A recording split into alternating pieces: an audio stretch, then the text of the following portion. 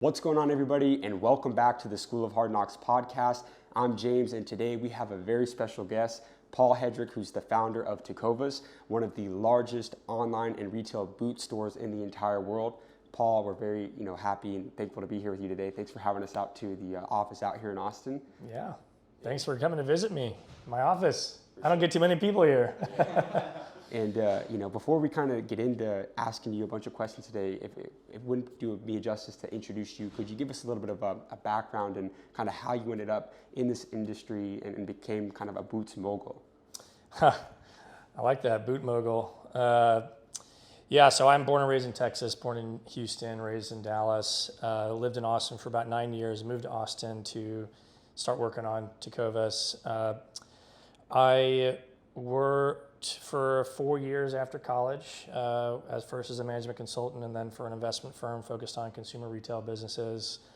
I left that job in 2014 because I wanted to start a company and I wanted to start specifically a brand. And I guess you could say the rest is history, but there's a lot of thought that went into why boots and why Tecovas and how it became what it is. But Tecovas, long story short, is the first direct-to-consumer brand in the Western category.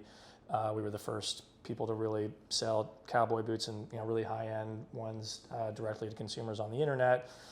We started opening our own stores in 2019. We now have 30 of those. So we're still 100% direct-to-consumer, about half online, about half retail, and excited to have a lot of amazing customers. That's amazing. Now, you went to school at Harvard.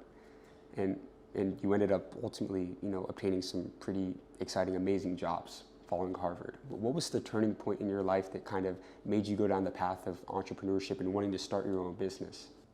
Yeah, it's a good question because I think a lot of people who become entrepreneurs knew they wanted to be one when they were little. They're the people who are selling lemonade stands and then figuring out how they're selling their friends' clothes. For them to turn into little merchant businesses in middle school and high school. I was never doing that. I always, my dad was a management consultant. I looked at what he did and thought it was pretty cool, even though I didn't understand it. I wanted to be in business. I didn't know what that meant, but so I ended up, grades were really important to me. I worked really hard, middle school, high school. I knew that working hard up front would create optionality for me later, and I think I just took that mindset and just kept applying it. After school, set a couple of goals for myself to get what I thought were my dream jobs. Did end up getting my dream jobs, really one after the other. And it was when I was in that second job out of college that, I realized, hey, I looked around, I'm pretty lucky. I'm making more money than I thought it was possible to make at 25.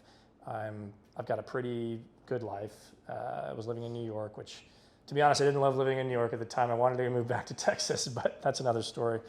But I looked around and just felt I wasn't being personally fulfilled, and it took some rejection for me to lead me to the answer. I ended up applying to business school. I applied to 2 schools, and usually when you apply to business school, you get an interview, and they interview a lot more people than they let in. And then if you get through the interview, you get in. I didn't even get an interview at either place I applied to. Granted, they were Harvard and Stanford, but that rejection was important because it made me sit back and think about, hey, I was kind of doing the easy path. Not the easy path to get into, but this should be the next step. It felt obvious to do those next things. And it was only then when I started thinking about, hey, what's different about me? What can I do that's maybe different from my peers? And then I had a little chip on my shoulder. I wanted to prove myself. I had just gotten rejected. I've actually faced a lot of rejection in my life, although I've ended up working through a lot of it, but that was another turning point for me.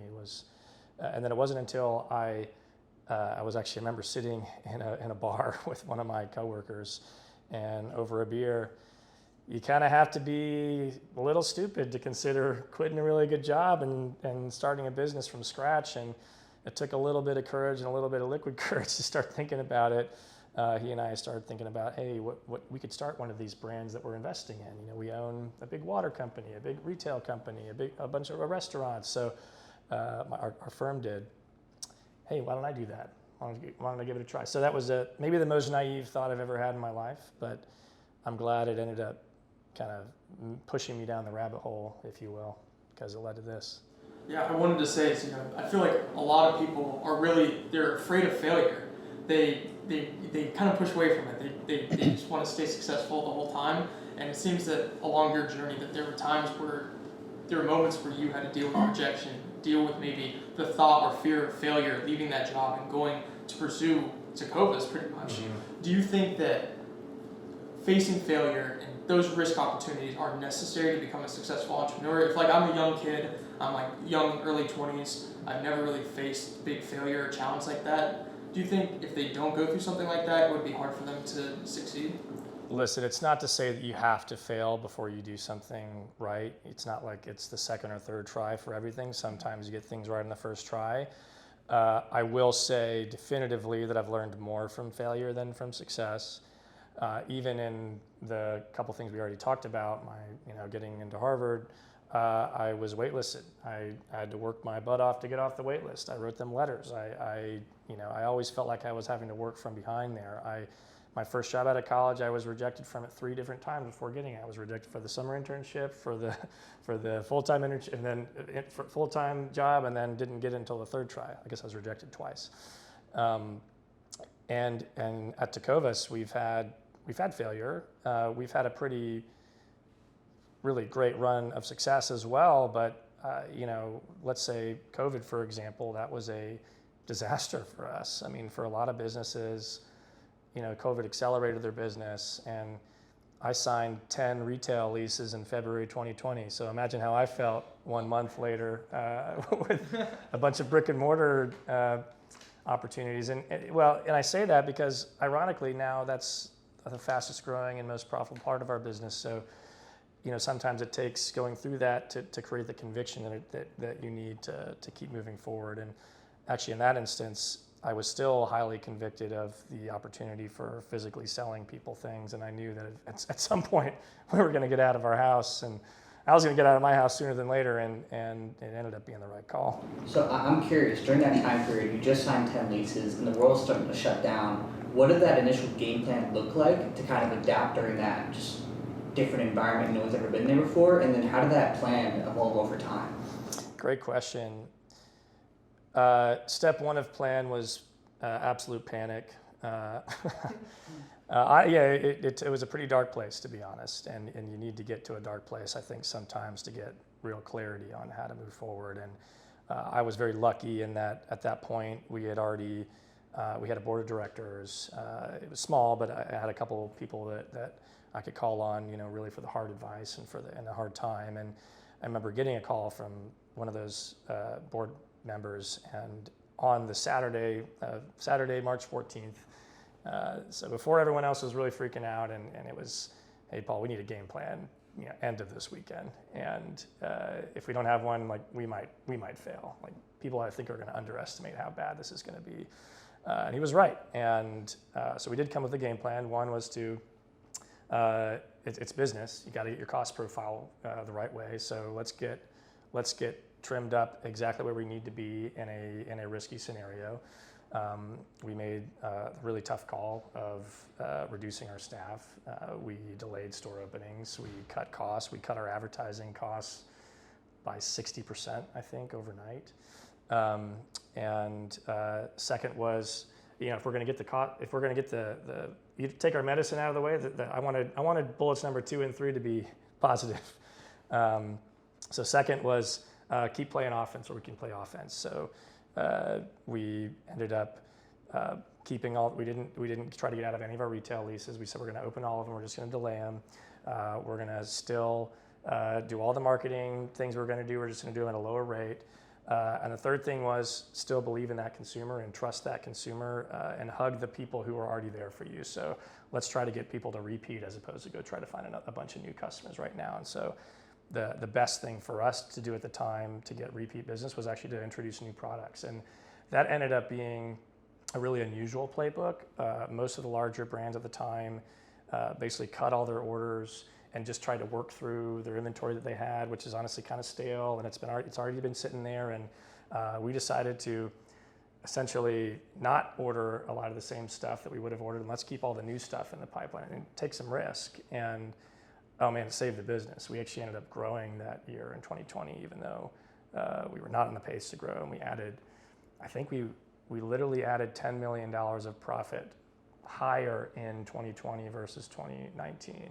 So, you can make good out of bad if you really have a good plan. So was that one of the things that I think of, if I was in your shoes, what am I going to do? And the first thing that I think of is you started off as an online retailer, and so when I think of we're going into that place in the world where the world's shutting down, I got to double down on e-commerce. Was that part of the playbook? Was we got to go even harder online and double down on online advertising? Yes and no. I'd say yes, it was definitely the playbook because that was the only thing we could sell. We went from, I don't know, maybe about a third of our business at that, 25% of our business at that point was offline, and that went to zero overnight. But online also went down. Think about how many people were sitting around their apartment wearing cowboy boots. People wear our products, going out, having fun, going to dinner, going to bar, going to concerts, going to the office, being outside. But not, going for trail runs. They're good for a lot of things, probably not great for working out. So actually we had a bunch of headwinds online as well. So yes, we needed online to survive. It was the only sales we had coming in. But we actually had to get efficient too. We couldn't afford to lose $1. And if you're trying to pummel people with advertising to buy something that if they're sitting on their couch, they're just not in the mood to buy. Well, guess what? You got to get smart and know where demand is going to be and just slim down. So we ended up slimming down pretty hardcore, actually. I wanted to go back to, prior to going all in on Tecovas and post kind of business school, you had landed some jobs at some pretty incredible companies, and you had kind of some different roles from options trading to more of the management consulting side of things. What were some of those top skills that you were able to obtain that led to your success in building a successful startup in Tecovas? And what are those skills that you think every entrepreneur who's getting ready to start their own business in today's world absolutely need to obtain to be successful? Yeah, it's a good question. I'd say there isn't one or two, or even I don't even think there's even 10 things that you can write in a list. However, I'd say for me it was a combination of high level and details. And you spend your first job or two in your career really picking up hard skills. You need some of those hard skills to get to the next thing. I'd say those are more table stakes. And a lot of people want to skip past the table stakes, and then you got people who, get a job, they're supposed to know Excel, they don't know what they're doing, and then they fall behind. So, hard skills are table stakes, and I was able to get those in my first job. What I think I underestimated was the soft skills that were table stakes as well. And I think, or maybe I underappreciated them. And at my first job, which was consulting, you're forced to be in the room with people who think they know more than you, do know more than you, and you are basically forced to be an expert. And that challenge socially of being a 22-year-old, 23-year-old, having to sit in the room with people much older, much more experienced, and still deliver value and figure out how to deliver value, not through BS, not through faking it, but actually through driving value, was incredibly valuable. Taught me a lot of confidence as well. So I'd say the combination of hard skills and confidence is sort of that base layer. And then I think what really helped me entrepreneurially was being able to see the big picture. And we were able to, as a consultant, you have to look at businesses and kind of become an expert on them, over a couple of weeks. You're not really an expert, but you have to get good at 80-20 thinking. You have to understand, hey, how can I spend 20% of the effort to get to 80% of the answer and 80% of my understanding of this industry?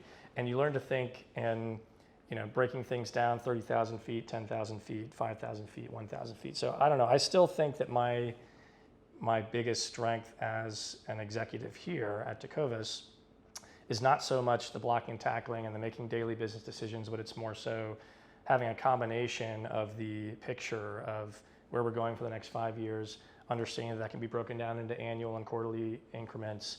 And that's all I really need to care about at my level, at my job at this point. And then having a really good understanding of the detail, knowing that the detail is what you as a consumer, is what every single person, the hundreds of thousands of people who consume and who interact with our brand are going to notice. They're going to think about that color of the box. They're going to think about where that thread is. They're going to think about what it smelled like when they walked into the store. And if you can't have both of those, then you're going to miss everything in the middle. I want to go back to kind of like what we were talking about with the e-commerce. Boot industry has been around for a long time. Yeah. And so I would love for you to get into, how did you get the vision to be able to look ahead and see that, hey, if we went direct to consumer selling boots e-commerce wise, disrupting this industry, where did you get the vision for that, and how did you see it in your eyes, like in the horizon, playing out and ended up becoming a success? Yeah, I mean, listen, it's easy to have hindsight vision as 2020, but at the time, direct to consumer was a buzzword. There was Warby Parker had just raised their Series A when I was thinking about quitting my job. I think Casper had just launched. Allbirds, I think, wasn't even really around yet.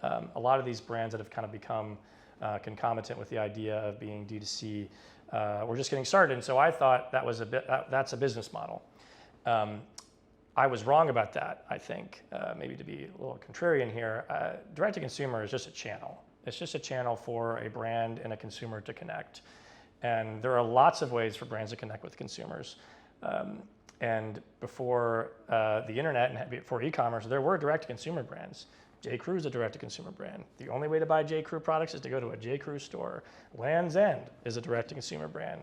They invented the catalog business. Catalog used to be the D2C hot take of the 70s and 80s. And so, I think what took some wisdom that I maybe even didn't have at the time was to recognize that e-commerce was just another way to have a catalog, another way to have a store, another way to connect with consumers more directly. So I'd say that. One, to actually answer your question, it was obvious that people are going to keep buying stuff on the internet. And it was still kind of crazy to think there were some categories where people were still saying, people aren't going to buy that on the internet. It's like, okay, they're going to eventually figure out how to buy everything on the internet. Now, how much people are going to buy on the internet versus how much they're still going to buy physically, I think that varies by category. Technology was the first thing to go from physical stores. Music was next. Hardware was another thing to go quick over online. Footwear became one of the early categories to go online because of Zappos and really blazing the trail there. So for us, it was obvious that, all right, if every other type of footwear can be bought online, why aren't cowboy boots? And I did some research, and the number was absurd. I think it was like 4%, of sales of cowboy boots were on the internet versus almost 20% of footwear overall. So it was very obvious that was like an underpenetrated channel.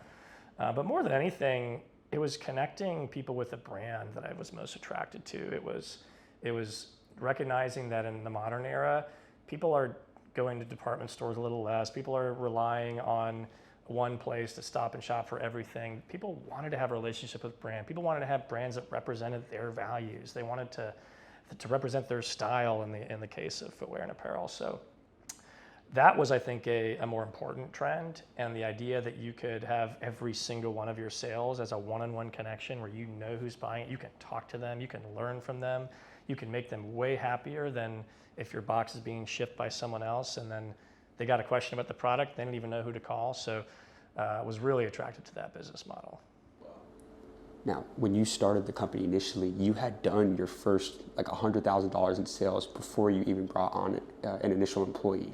So I guess I was going to ask you, like, what were those initial people that you brought onto your team? And for somebody who is creating a startup in today's world, like, what are those relationships that they need to develop and bring on to complement their skills? Yeah, well, you definitely can't do it by yourself. I tried even for too long to do it by myself, and then even with a handful of people probably tried too long to do it with too few people.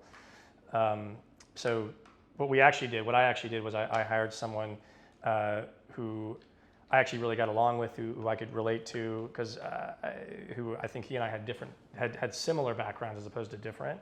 I think that was good at the beginning. I think at the very beginning, you want people who you have an unspoken language with. You can have what we call the no-look pass sort of conversation with. It's good if you can complement each other in some ways, but at the time, there's just a big pie, and you got to split it somehow. And it's better to be aligned perfectly on how to split those duties. I think at the very beginning, I'm talking 5 people or less. And what he ended up doing was he ended up taking all the growth and digital marketing. That was something I didn't know how to do. Neither did he, but for what it's worth. But we decided we could figure it out together, and he could certainly just treat it like any other problem in life and in business. And then I focused all on product and kind of the operations and moving and how to connect with our consumers more physically. And I think that was really helpful for the first growth years, and we were able to get pretty efficient on that. Really different answer later. I think the answer later, even just 2 years in, was thinking about what you can be replaced, what you should be replaced, what skill you're doing, what activity you're doing that should be replaced. And actually, and I've heard this before, and you can read business books that say this, and I always roll my eyes a little bit when I hear advice like this, but it's like, hire someone who's better than you at X, Y, and Z, and your goal should be to make yourself redundant. And I always thought that was kind of dumb. I'm like, why would I make myself redundant? I'm having fun. I'm an entrepreneur. I like doing all this stuff. But it took me a while to realize that, man, life is a lot better when you do have great people around the table. If you're someone who wants to do everything yourself, it's going to take you longer to get there, I think, mentally. But eventually you will get there when you realize you're good at some things, but you can't be good at everything. Yeah, I wanted to go back. You worked at a private equity company, and I believe it was consumer retail product like companies that you were working with. Obviously, like, that's great experience to be able to come over and take to Tecovas. So what were some of those things that you saw working in a private equity company, those companies that you were servicing, that you were able to take those exact things and being able to apply them to Tecovas, like specifically in the retail space? Yeah, I'd say it definitely helped I knew I wanted to work in retail and in consumer, which is why I took that job to begin with. I actually thought I wanted to be in restaurants and didn't end up doing that. But really, there was a practical element to it. There was understanding what are the functions that you need to run a restaurant or a fashion company or an apparel or footwear retailer, CPG company. Just knowing the fundamentals of those businesses and even the nuances between them and how it's different to run a wholesale-oriented CPG business versus a retail-oriented apparel and accessories business. Just having that base knowledge got me all the way to first, second base, compared to a lot of people who might be jumping in fresh. And then I think philosophically, it was just knowing the importance of brand. And there are some, private equity means a lot of things. Private equity just means you've raised money privately as opposed from the public market to invest in or buy businesses. And eventually you make money by selling them, right? And so you have to create some value. You have to make the businesses more valuable. And a lot of the old school private equity firms, the ones that were formed in the 80s and 90s, they did that by loading the business up with debt and then slowly paying down that debt and then selling the companies for a lot of profit, but a lot of times they didn't even grow it that much. A lot of times they were cutting costs so they can pay the debt down faster. I was glad because the place that I was at, the firm that I worked for, was not about that model. They were more about growth and finding brands that were connected to people. And so I think just fundamentally my DNA in the workplace that was sort of being rewritten live was, no, find growth, find brands that are amazing, and doesn't matter. Almost like doesn't matter what you pay for them. Like if they're that big, if they're that great, they're going to grow. That same firm is about to IPO Birkenstock, and I mean, listen, you guys know Birkenstock now. It's crazy to think if you'd asked me 10 years ago that Birkenstock would be a hot retail company now, I would have called you crazy. But they had that vision and they recognized the power of brand. And so, from day one, it was all about, how do I connect the consumer to this brand in a powerful way? How do I make this brand a coveted brand? How do I make this brand so think ahead of the consumer and give them what they want before they're asking? How do we become hospitable? It was nice to be somewhere that recognized the value of hospitality and retail and restaurants. And now it's one of our core pillars. We have one of our internal values is what we call radical hospitality, and our goal is to extend that in everything that we do, from the how you interact with the website to our customer experience team to walking into the store to even our employees. And you coming to our office even, you should feel like you're in a radically hospitable environment. You should be welcomed and anticipated, and all of that was just invaluable. I wanted to ask you, because it seems like a massive component of your success was putting a lot of emphasis on building a very strong brand. But when you talk to a lot of investors and ask them what it is that they look for when they're investing in a company or a product, is that it's not necessarily the idea, because ideas go to die, but rather it's the team and the people. So, you have some, very notable investors in your company. How were you able to sell yourself beyond just your brand and idea to these people and get them to invest into you and your company? Well, I got a lot of no's, so I don't know if I did it that well. But yeah, we've been fortunate to have some great partners in the business over the years. we were growing it was a rapidly growing business that needed, that was growing too fast for banks really to support, our needs, even though we were never losing money from an accounting standpoint. There's a big difference between being accounting profitable and cash flow profitable. And, for us, we have really spent much of our first 7-8 years investing in the business. And so, yeah, we've had to get some good investors, and they're mostly angel investors, a couple of venture capital firms. I'd say for me, you'd have to ask them what attracted them to the business, but I think it was the grasp of both the hard and the soft, sort of the right brain and the left brain, that I think we had from day one. In the same sentence of talking about how important the brand was and how important the soft stuff was, and being creative and designing things and really wowing the consumer. At the same time, we could answer any question about our financials like cold. We knew every single marketing metric we had, and how we were in control of every dollar we had incoming and outgoing. So I think it was rare at the time, I think, to have that much focus on those two things. Usually companies are kind of focused on one or the other at the beginning, maybe to their detriment. And looking back, I do think that was maybe the primary reason. Yeah, and I just want to ask a follow-up to that, because a big struggle that a lot of businesses and people have today is getting that access to capital to fund their ideas. But you were able to raise tens of millions of dollars for your ventures. So what do you think is the most efficient way to go about fundraising, getting the money to fund the ideas for people's businesses in today's world? Because you hear people, advise against borrowing money. You don't want to borrow money from maybe banks or various other things. So what would you say is the most efficient way to go about funding, business ideas in today's world? Well, I think it's a different answer today. I mean, the unfortunate truth is the 5 to 10 years ago answer was start your business in a lucky time. It was start your business at a time when interest rates were low and money was flowing freely into businesses that wanted it. And I mean, the demand, the flow of money, of capital and private capital, angel capital, venture capital into businesses like ours has absolutely plummeted in the last year and a half. And I think that reality is likely here to stay for the next few years. So to the extent that want to help young entrepreneurs and business owners, maybe tackle 2023 to 2025, 2026, I don't know, it's going to be a different world. So unfortunately, I don't, be born 5 years earlier.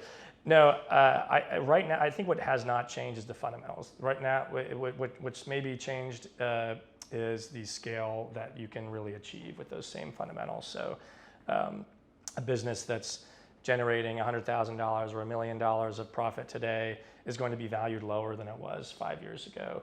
That's just because that's where the demand is. That's where it's the way that the capital markets work with where interest rates are. And you just have to know that well. You have to know your market. You have to know your business well, and you have to get that market feedback. And I think the only way to really learn is to get out there and try. I never waited until the last minute to go and have a big deadline to raise a bunch of money. I was always talking to people. I knew what all the deal flow in the market was. I knew who was making investments. I was Googling people all the time. I was trying to get connected to people. I was always in the conversation, and staying in the conversation and can do a lot for you, both in terms of people knowing you and the ease of the connection, but also you knowing the market and getting those data points. So I don't know if I have a great answer for how to fund a business today, other than you should honestly be building it to need less capital ideally. I don't know if we could have grown Tecovas the way we did in today's environment versus 5-6 years ago. We probably would have grown slower. We probably would have been even more disciplined with capital than we already were. We were attuned to the market, but we were using outside capital to fund the business, and it would be less now. So just be smart. The fundamentals of the business don't change. A P&L doesn't change. The P&L has always been the P&L. If you ask someone who's been in business for 50 years, someone who's 70, 80 years old, I think the thing they'll tell you is, hey, we've seen a couple of these cycles. It all repeats itself. It all comes back. The market goes down. The market goes up. It gets hard to fund. It gets easier to fund. But what never changes is fundamentally healthy business.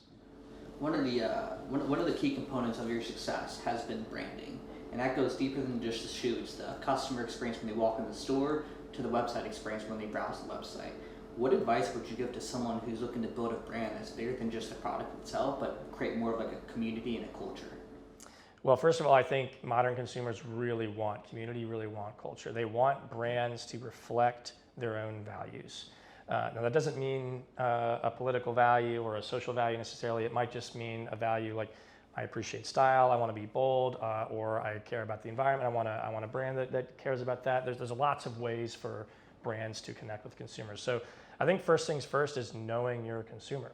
And it's hard to know at the very beginning sometimes if you're creating something from scratch.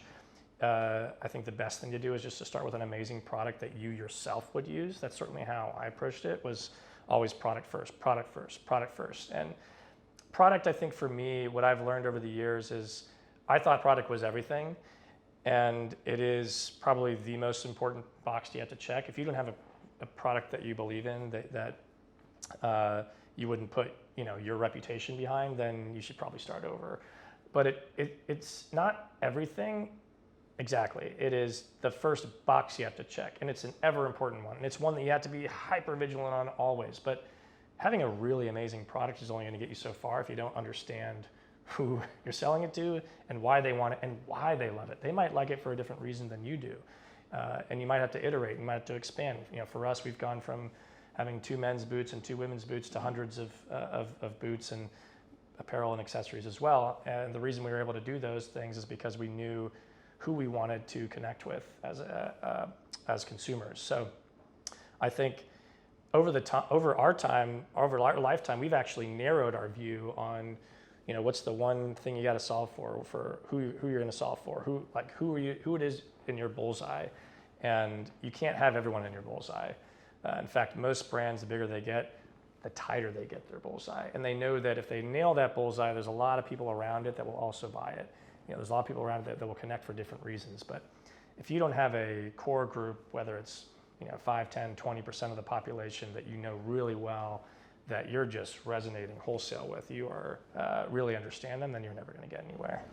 I gotta pick for the YouTube audience, show the boot right here. James, you gotta lift up the shoe real quick. He's got the same pair on right there. So, the Wyatt. Josh, this is a great question. I want to touch a little bit on, you said a great product's going to get you so far. But for people like starting from scratch, they want to be an entrepreneur, they love retail products, things like that. They might not know what product that they want to sell. So how can someone make a great product, and would love for you to tell the story of how you came about getting the pieces together to build the Tecovas boot, like the manufacturer. I believe you went down to Mexico. Yeah. Down there. Yeah, well, deciding to get into boots was a journey in its own right, and I think if I had to give advice to someone who is really passionate about consumer businesses, wants to create a product themselves, first thing I tell them is reconsider. It's a hard business. Everyone wants to be in consumer because everyone is a consumer, and it's sexy and it's cool, and everyone thinks that because you relate to a brand, I can make that too. And maybe I'm being a little bit of a hypocrite, but I might at least understand what you're getting into, because it is hard, it is competitive as hell. The margins are not amazing. You have to pay up front to make product and before you sell it most of the time. So it is a hard business. But if you are really committed to that hard journey, which power to you, I certainly was, I'd start with your backyard, and I'd start with what do you like. That you need to be an expert on something. If you get ready to dive in, and maybe dive in for a decade or two, because this isn't going to be a little 1, 2, 3 year journey. This is going to be, if you're successful, what are you going to be? You're going to be the leading witness to your category. You're going to be the person who knows it better than anyone else. And so you got to be prepared to dive deep. So my personal advice would make it fun. Make it something that you love already. I loved boots. I was not a enthusiast, I would say. I was not a collector. I was someone who, for boots for me culturally, meant connection to my home, to Texas. And every time I left Texas, I started wearing boots more. When I went to college in Boston, I started wearing boots almost every day my senior year. When I moved to New York, I started wearing boots every single time I went out in New York City. You must have got some looks out there. You do get some looks, but as a Texan, it's a good thing to get those looks sometime for the right reasons, right? For a good pair of ostrich boots, which is what I was wearing around town. Almost like a foreigner. Yeah, that's right. We called ourselves Texpats, actually. All the Texans who lived in New York City. But so that was really when I literally had a moment. I'm like, all right, well, let me think about products.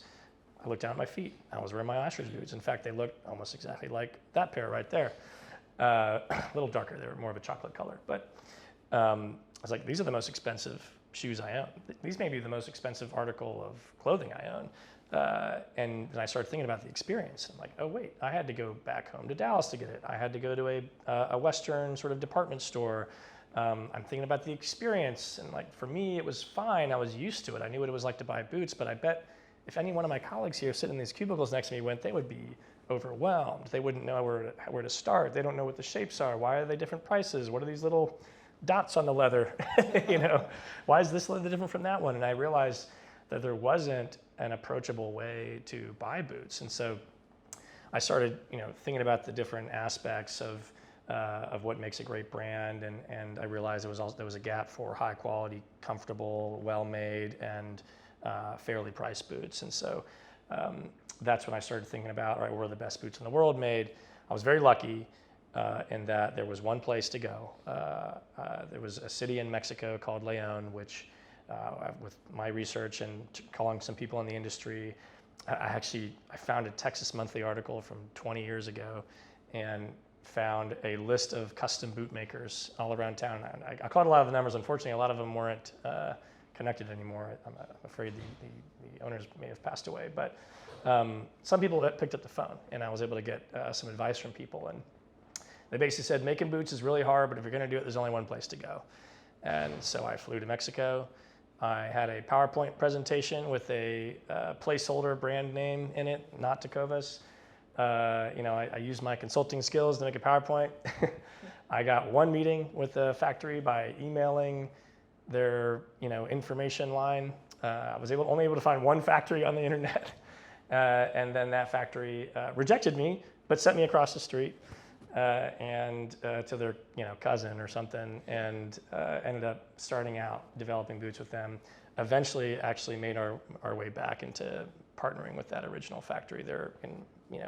For what I knew at the time, they were the best one to work with, and now they actually make the plurality of our boots. But I was honestly just throwing my feet first into the pool, and I did not open the PowerPoint presentation, but I used my Spanish. I had to brush up on my Spanish. I was sort of broke in fluency, and just figured it out. And when you first started the company, I wanted to ask, what were some of those initial marketing strategies that you really implemented to really start getting that initial traction to the brand? Well, I didn't try marketing at first, to be honest. I was so enveloped in the product, and I knew that our product was a story to tell in itself. I knew that I had gone to the best boot makers in the world. I knew that I had become an expert. I wanted to become an expert. I wanted to attract people who knew about the qualities in the boot that we were talking about. I basically we picked out all the componentries that you need to make the best boot, and my actual first reaction was, let's just put it on the internet and then people will come, because we made the best stuff, right? And people are going to come to your website. Well, obviously that didn't work. I remember launching our turning on, it was tecovasboots.com at the time. I didn't even have the URL for Tecovas. I had to buy that later, but I remember turning it on. I had MailChimp at the time, and I think I had 1,000 email addresses and that I had gathered from family and friends, and then I did a little referral contest among my family and friends to add another few hundred emails, and so sent an email to 1,000 people or so, and that was it. And it took me months for me to realize that I needed to try different advertising techniques to pay the rent. Those first few months, we did farmers markets. I'd sold my little coupe that I was driving in New York, and I bought an old SUV, and I drove it to Dallas. I drove it to my the middle school that I went to. They had a holiday market, and I set up a table with my mom and sold 20 pairs of boots. That was a $4,000 day, and I paid our rent for December, and just got out there. And it wasn't until really kind of 6 months into the business, 7 months into the business, that we realized, hey, if we're going to sell stuff on the internet, we have to get good at reaching people digitally. We have to advertise. And so back then, very tactically, it was Facebook. Instagram didn't even have advertising yet. So we said, all right, what can we afford to spend? And we had different levels of targets for what the return would be, and just created a scenario and said, we're going to do this every week. We're going to be super disciplined about it. We're going to look at it every day. We're going to hire agencies and consultants to help us when we need to, but we're going to never outsource our learning. We are never going to outsource our knowledge of our consumer, and we're just going to keep getting better and better. And our goal was to outgrow every agency that we ever hired. And then we did end up doing that, and now we do it all in-house, and that's a big part of our business. For a while, it was a big percentage of our sales, and now it's 10, 12% of our sales, thankfully, so a lot more manageable. So, like you mentioned earlier, for about like a year or so, you brought in another person to be the CEO, but when you originally started Tecovas, you were the CEO. So Yeah. I would first like to ask is like, what are some of those things that people, make CEO to be this, top priority, this top position, and it almost might be glorified in a way as a position because you're the head of the company. It's very prestigious. But what are some of those things that people who have never stepped in that CEO role of a growing company that they might not know that they should expect? Listen, the CEO is a fun job to say you have. I loved being CEO. I was CEO for 7 years. Like you said, the board and I decided to hire a CEO a year ago, so I could focus on my role as founder, as the largest shareholder, as our sort of creative vision leader, among other things. And the reason I hired a CEO maybe is a good picture and answer to your question, which was at some point, the company does need something that's a formula. It's a very hard formula to get, but it is a formula. You need a strategy. You need to be aligned on that strategy. That strategy is a combination of a vision and a mission that you have for the company that's then laid down on a 1 to 5 year plan, depending on how far into the future you can really envision your business. You need a process to execute that strategy. For us, that there's something we call the concept to consumer process, which is everything from a twinkle in your eye to something being delivered in a box, and seasons and buying products and planning and selling and moving them through stores, and really it's the process of running a retail and consumer business. And then you need a great team to run that process. And that's it, really. That is a 3-part thing that you need, and a CEO needs to recognize that playbook, know it cold, and deliver on it. And the CEO has to be a lot of other things. I'd say for an earlier stage business, the CEO has to be, a fundraiser and a cultural creator and a cheerleader as much as those. But if you don't have that element, that playbook, then you won't succeed. And I think it took me a while to realize that it actually was that simple. I had sort of thought that it was this subjective, complex, ethereal thing. I have to be running the business because I have to be making every decision and hiring every person on the executive team, and I need to be in every meeting and this meeting and this meeting and this meeting. And I realized that you're never going to scale if you can't get other people to work for you and to add leverage for you. You're never going to scale if you're not going to get better people, like we talked about before, to work for you in certain areas. And the only way to do that was to have a vision that had a big vision for the company, so that you can keep growing, and by growing more you can pay people more, and you can get greater and greater people in, you can get more people in, more consumers in your tent. But really it was just that process, and as soon as we started working on that, it just clicked for me. And it was I realized I could have applied that 5 years prior. Not that I shouldn't have been CEO 5 years prior, but I would have been a much better CEO, I think, if I were operating every year with a 3-year plan that I'd broken down to a 1-year plan and a quarterly plan, and I knew exactly what the process was for my team to feel good, and I knew exactly where the talent that you need to invest in. So that's the playbook. That's the CEO playbook. Easier said than done, but I think that applies to a 5-person company just as much as it applies to a 500-person company. Oh, now, how many states are you guys in right now? Oh, that's a good question. I think we're in 20 or so. So you guys are in 20 plus states. Yeah, retail stores. Well, we sell boots in all the states on the internet. Yeah. You brought up, you have to grow, and you hear in business today, if you're not growing, you're dying. For people, they have a good idea, they start a business, but they really struggle to scale it and grow. What's your advice to people when it comes to scaling a business? What are those big things that you implemented that enabled you to go from 1 to 20 states and having your retail stores and selling, all over the country? It goes back to what we just talked about. It goes back to the strategy of the process and the team, and it's embedded in the strategy. So strategy has a few components to it. It has your brand strategy, your consumer strategy, your product strategy. It has a lot of other things as your supply chain strategy, whatever. But it starts with that. It starts with understanding who your consumer is and knowing that you have the product to serve them. Because you can grow your number of consumers that you have in your business, you can grow the number of products that you offer those consumers, and you can grow the number of marketplace channels, sales channels you can reach those consumers. Those are your three levers. And if I were any smaller company, I would think about each of those three levers. And they multiply against each other. Obviously, there's overlap. It's the hardest part about running a consumer products business, honestly, is having a mutually exclusive and collectively exhaustive view of your business, MISI, as they say. Because all that stuff overlaps, and there's only so many matrices you can create to really understand that and put it in Excel, for example. But at the very beginning, you should be able to break apart, hey, how many customers do we have?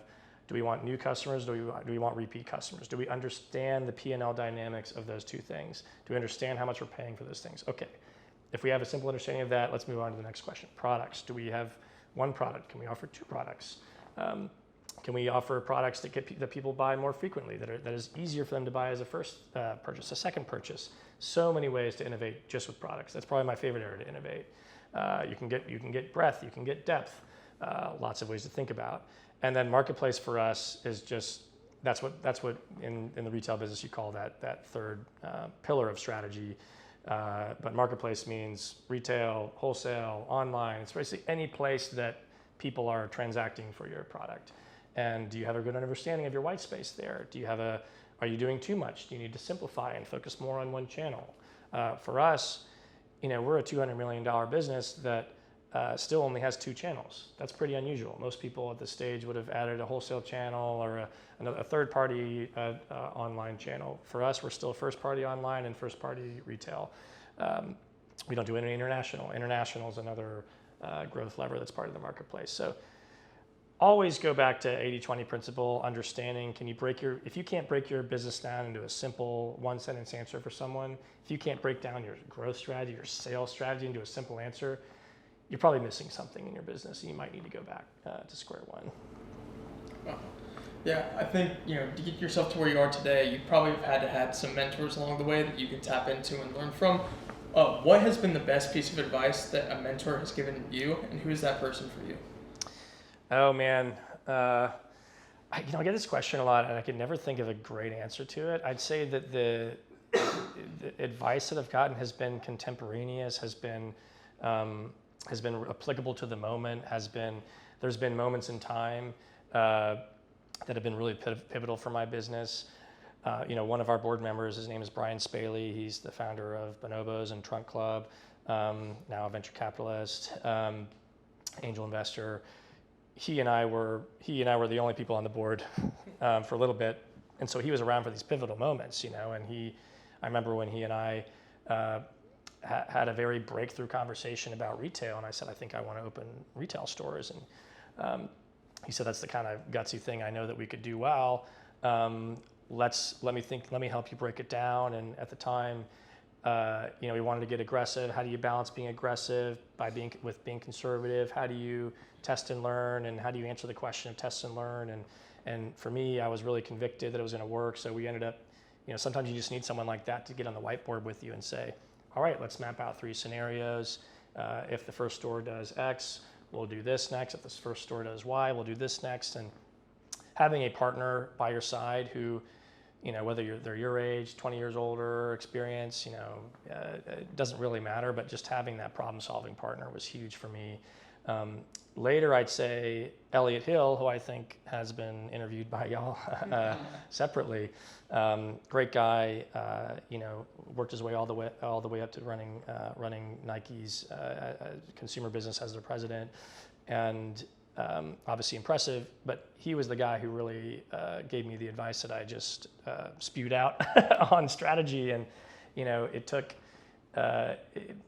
someone who'd seen a 30, 40, $50 billion company to recognize that same stuff applies to a $30 million company, to a $200 million company, to a $3 million company, to a $50,000 company. And it was seeing that wisdom, I think, that led me to make a lot of really good decisions the last couple of years. So I'd say surround yourself with mentors, but you also have to have the confidence to know that you shouldn't. There's a lot of noise out there. You got to be able to distill the signal from the noise. One of the things that you did during the 2020 years was launch new products, and you said that was one of the pivotal things that helped you stay alive during that time. That's right. You started out with boots, but now you sell a variety of things like belts, apparel, and just other things like that. What advice would you give to someone who's thinking about adding on additional products to their existing business? And is there a right time to do that? Yeah, I think it really depends on the business, and I hate to say it depends, but it does. For us, it was natural to have extensions of the brand in people's lives that they already were going to be looking for, and that has been proven by other brands to be expansion opportunities that we would call adjacent. And as far as the right time to do those, well, to go back to that, I think whether or not you should do that depends on the strength of your brand. If you're hearing from consumers, we love your value prop so much, we love how you approach this product so much, we would love for you to we'd like to see this in other things. And I think most brands who have succeeded in product expansion tend to have been led by their consumers there. They weren't just sitting in the room, mind melding and then, picking a category at random certainly, or deciding, having a high level of confidence that they can do something that no one's asking for. So listen to people who are asking for it. If no one's asking for it, maybe you should reconsider. But as far as timing, man, it's hard. I'm not sure that we were ready for some of the categories that we launched, for example. We're very glad that we've spent the years investing in them now, because it takes a long time to get good at some of these things. Apparel and footwear, for example. If you run a footwear brand and you're thinking about getting into apparel, I would say the supply chain is completely different. The team you need is completely different. The process is completely different. The consumer needs and what being good at making that product means for the consumer is completely different. So it's not a journey or a decision I would take lightly. I'd say that much. So I'd say it's probably better, all things held equal, to get really good and get at selling one thing or a couple things and having a simpler business and going deep as opposed to going for depth versus breadth. But if you play the really long game and you think this brand's going to be around in 20, 30, 40 years, and hey, at some point we're going to have this. We're going to have apparel. We're going to have coats. We might have home, blankets and stuff at some point. At some point we're going to do that. There's going to have to be a first day for that at some point. So, the earlier you can make it without fumbling, the more you're going to learn over a longer period of time. So advice can go both ways. That's why it depends. Yeah. So, 90% of startups and businesses, they fail within about 5 years. But you were able to successfully made it. You were able to you were able to successfully create a 9-figure business. But if you were to go back to 2015 and have a conversation with Paul when he was first starting Tecovas, what is the number one thing that you would tell yourself? In other words, what is the blueprint that it really takes to create a successful startup in today's world? Yeah, some of it's going to be a little repetitive, but I think, I'd say I'd maybe answer it too. If I had to say one thing, I would say it's going to take way longer than you think, buddy. Strap in. And I know we're still a relatively young business. We're turning 8 years old next month, but I was pretty naive, and then I thought overnight success was something that you manifested if you were good at your job and you made great stuff and you had a good head on your shoulders and you brought a couple good people in, and that just obviously wasn't the case. And if anything, we've been an example of a relatively overnight success compared to other companies that may have taken longer to get to where they are. But man, it takes a while. And building a brand that lasts, by definition, it's going to last. You're going to be a part of it for a long time. And so I think the first thing I would say is strap in, think long term, and yes, make product great today, make tomorrow's next decision today, live in real time and know your numbers cold, but also be able to step outside the box. And I think what I just didn't do enough of in my first 2 years was envision that success, set a goal for myself that was more than a 1-year goal or a 2-year goal, and then really work backwards on what you need to do to set those strategy pieces in place, knowing that even if I had set a goal for myself 5 years from now that was $10 million in sales or $20 million in sales, working backwards from that and knowing that, hey, I'm gonna need this function set up by year 2 or this function set up by year 3, and it takes this long to recruit someone really good, it takes this long to train someone. I'm also gonna miss on, I'm not gonna bat 1,000 on hires, and all these little risk elements in the business. If you wanna save yourself 5 or 10 years of running around pulling out your hair, just think ahead. Know that you have to have a strategy, a process, and a team to do it well, and make sure you've planned enough time in your day and your life to do each of those things well. Amazing. Well, Paul, thank you so much for joining us today on the podcast, on the School of Hard Knocks podcast. Yeah. I had a blast getting to really know your story and ask you some questions on how you were really able to build such a successful company. Of course. Where can everybody find you at?